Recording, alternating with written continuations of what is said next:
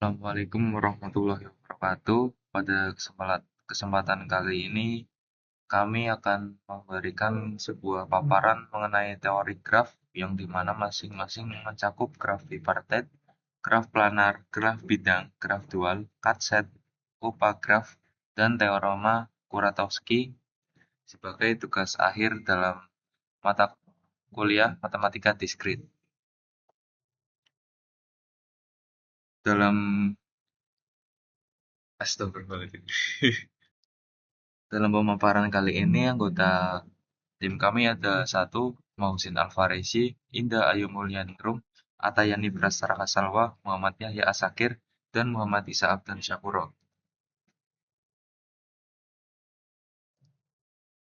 Tujuan pembelajaran yaitu memahami konsep dasar teori graf, jenis-jenis graf penting seperti bipartite, planar, bidang, dan dual, serta mampu menganalisis suatu struktur graf secara sistematis. Jadi kita tidak hanya mengetahui suatu graf hanya sekedar teoritis, tapi secara sistematis kita bisa menerapkannya untuk apa dan biasanya dilakukan dalam suatu penyelesaian masalah seperti apa, serta memahami cut set, topograf, dan teori Kuratowski, serta aplikasinya dalam desain jaringan dan sirkuit elektronik.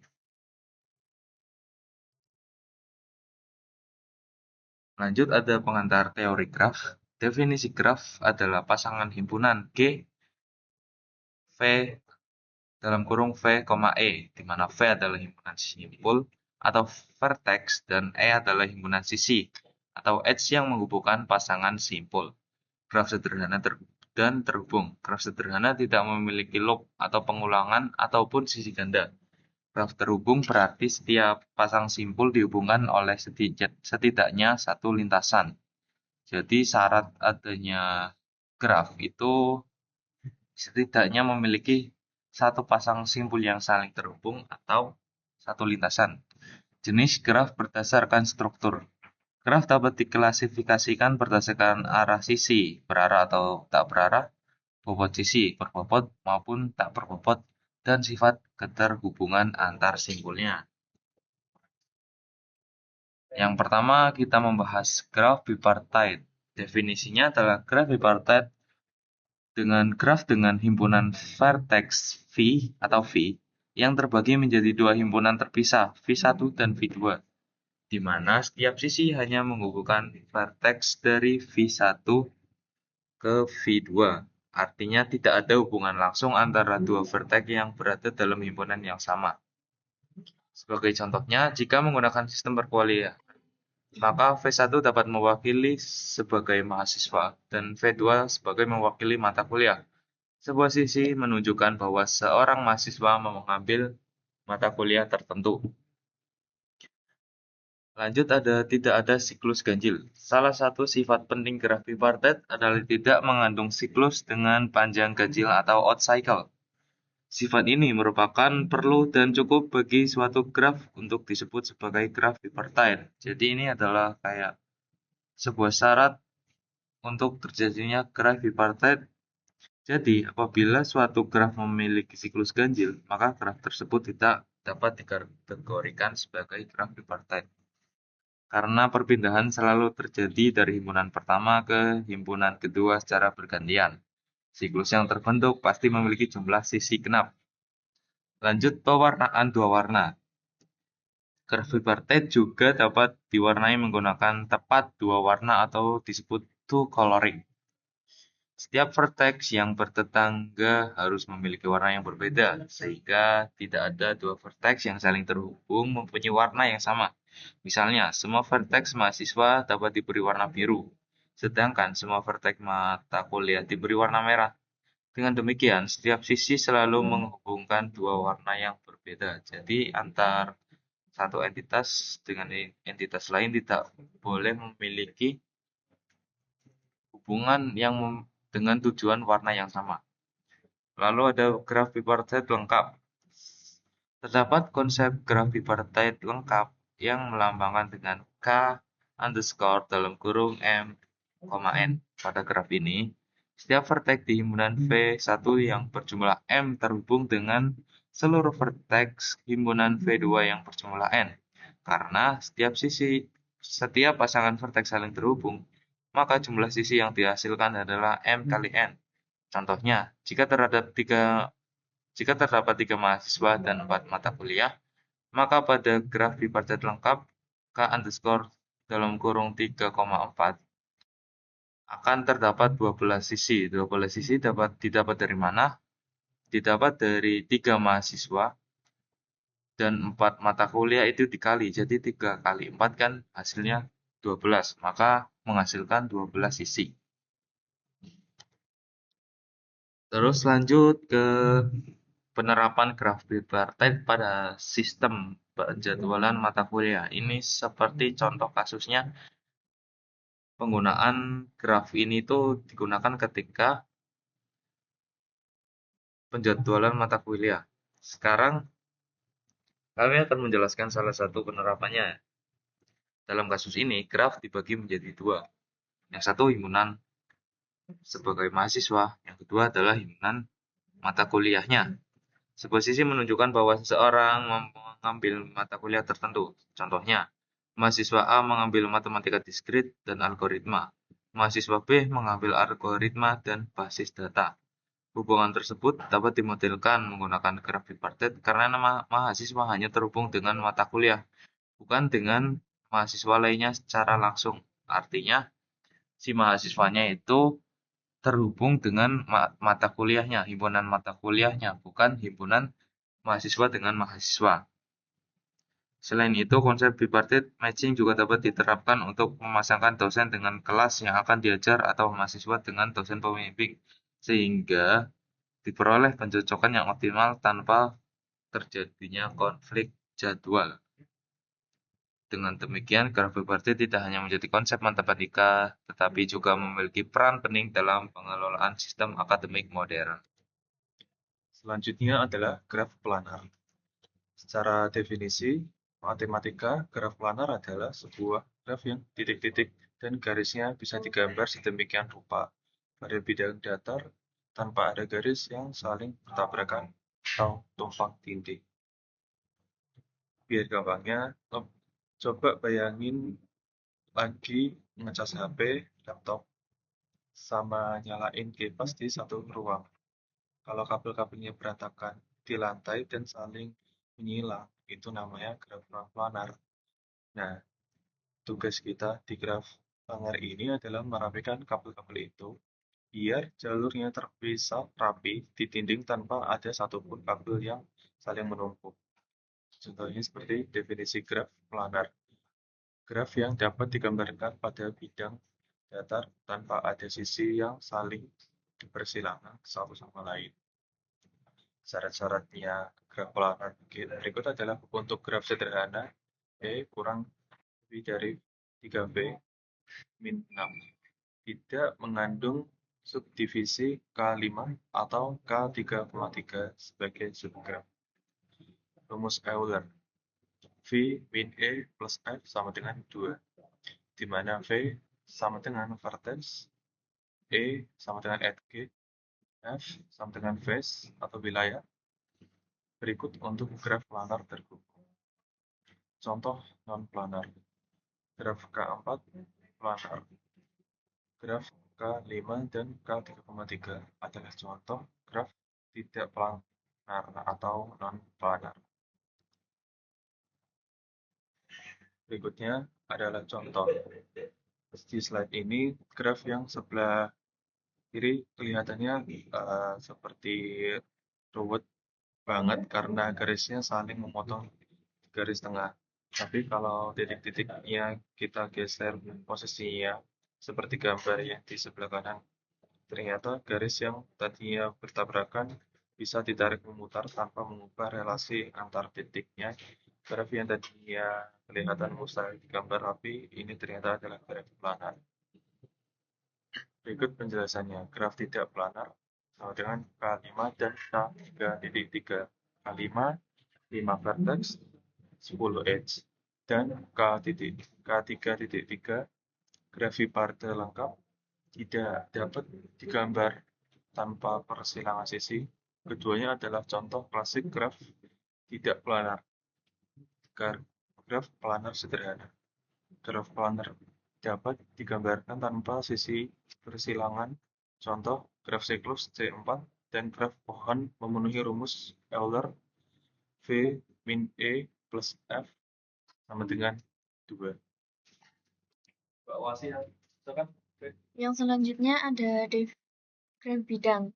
Definisi graf bidang sendiri adalah graf planar yang sudah digambar pada bidang datar sehingga tidak ada sisi yang saling bersilangan satu sama lain.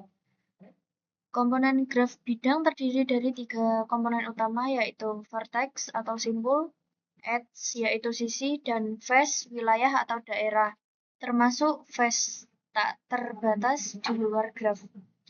Selanjutnya ada rumus Euler. Untuk graf bidang terhubung berlaku rumus Euler V min E plus F sama dengan 2, di mana V sama dengan jumlah vertex, E jumlah edge, F jumlah face.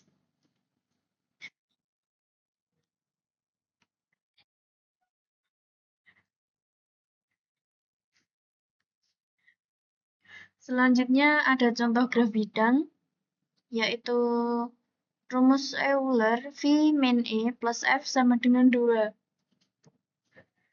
Contoh graf bidang dengan V sama dengan 6 simpul dan E 9 sisi.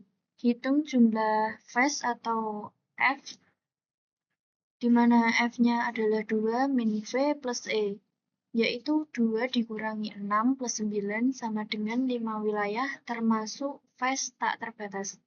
Penyelesaian soal ditentukan F pada graf bidang terhubung dengan V sama dengan 8 dan E sama dengan 12. Gunakan rumus Euler yaitu F sama dengan 2 min 8 plus 12 dengan menghasilkan 6 face dengan satu face tak terbatas di luar graf. Graf dual. Yang pertama, definisi graf dual. Graf dual dibentuk dari graf bidang di mana setiap face menjadi vertex baru. Dua vertex dalam graf dual terhubung jika face yang bersesuaian berbagai sisi pada graf asli. Cara pembentukan: tempatkan satu vertex di setiap face graf bidang, hubungan dua vertex baru jika yang bersesuaian berbagai sebuah sisi. Ulangi untuk setiap pasangan face yang bertetangga hingga graf dual terbentuk. Sifat-sifat graf dual: jumlah vertex graf dual sama dengan jumlah face graf asli. Graf dual dari graf dual adalah graf aslinya kembali. Setiap sisi pada graf dual berkorespondensi dengan sisi pada graf asli.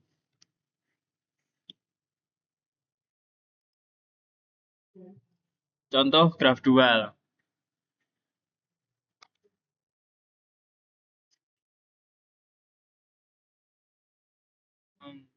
Contoh pembentukan graf dual.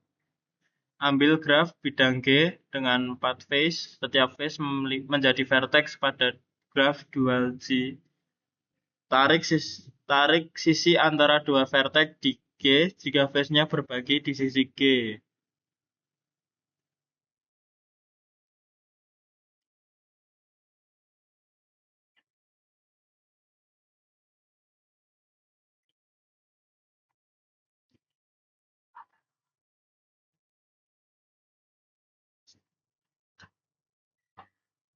Bayangkan sebuah graf berbentuk segitiga memiliki 3 titik dan 3 garis. Graf segitiga ini membagi bidang menjadi 2 wilayah, bagian dalam segitiga dan bagian luar segitiga. Untuk graf dualnya, letakkan titik A di dalam segitiga dan titik B di luar segitiga. Karena ketiga garis segitiga tersebut membatasi wilayah dalam dan wilayah luar. Kita tarik 3 garis yang semuanya menghubungkan titik A dan titik B. Hasil akhirnya, graf dual dari sebuah segitiga adalah titik yang dihubungkan oleh 3 garis sejajar. Analisis dan soal graf dual.